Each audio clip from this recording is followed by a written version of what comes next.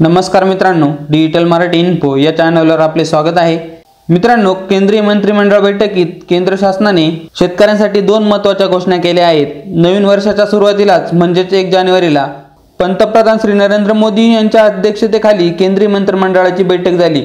या बैठकीत केंद्र सरकारने पंतप्रधान पीक विमा योजनेसाठी आर्थिक तरतुदीला मंजुरी दिली आहे। तसेच डीएपीच्या खतावरील अनुदानाला वाढ केली आहे। त्यामुळे शेतकऱ्यांना पंतप्रधान पीक विमा योजनेतून नैसर्गिक आपत्तीत नुकसान झाले तर लाभ मिळणार आहे, जे की या आधी सुद्धा मिळत होते। तसेच डीएपी खतांच्या अनुदानासाठीच्या आर्थिक तरतुदीमुळे डीएपीच्या किमती नियंत्रित राहण्यास मदत होणार आहे। केंद्र शासनाने डीएपीच्या किमती नियंत्रणात ठेवण्यासाठी एनबीएस म्हणजेच काय तर न्यूट्रिएंट्स बेस अनुदानात पुढील आदेशापर्यंत प्रति मेट्रिक टन 3500 रुपये एवढी वाढ केली आहे। हे अनुदान शेतकऱ्यांना नाही तर कंपन्यांना दिले जाते, पण याच अनुदानामुळे शेतकऱ्यांना मात्र योग्य दरात खते उपलब्ध होतात। 1 जानेवारी पासून डीएपी खतांसाठी योजना राबवण्यास केंद्रीय मंत्रिमंडळात मंजुरी दिली आहे। डीएपी खतांतून पिकांना फॉस्फरस आणि नायट्रोजन मिळते, त्यामुळे पिकांना या दोन घटकांची जास्त गरज असते। त्याचा फायदा होतो, त्यामुळे डीएपीच्या किमती नियंत्रणात ठेवण्यात सरकार प्रयत्न करत असते। खत निर्मिती करणाऱ्या कंपन्यांना त्यासाठी अनुदान दिले जाते। खरं म्हणजे 2010 पासूनच पीएनपी खतांवर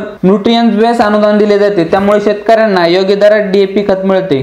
केंद्र सरकारने जुलै महिन्यात खरीप आणि रब्बी हंगामासाठी 2024-25 साठी डीएपी खतांच्या अनुदानासाठी प्रति मेट्रिक टन 3500 रुपये प्रमाणे अंदाजे 2625 कोटी रुपयांची तरतूद केली होती। आता याचप्रमाणे देण्यात येणाऱ्या अनुदानाच्या काळात पुढील आदेशापर्यंत वाढ करण्यात आली आहे।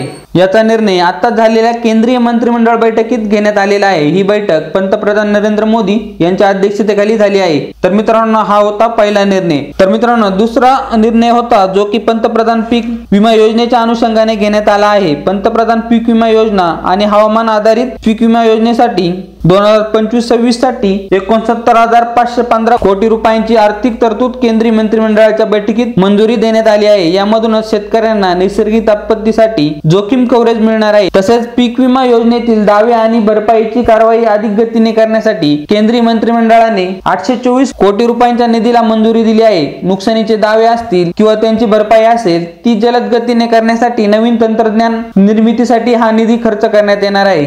तर मित्रांनो, तुम्हाला या दोन निर्णयाबाबत काय वाटते ते कमेंट करून नक्की कळवा आणि हा व्हिडिओ आपल्या जास्तीत जास्त मित्रांपर्यंत नक्की शेअर करा। धन्यवाद। जय हिंद, जय महाराष्ट्र।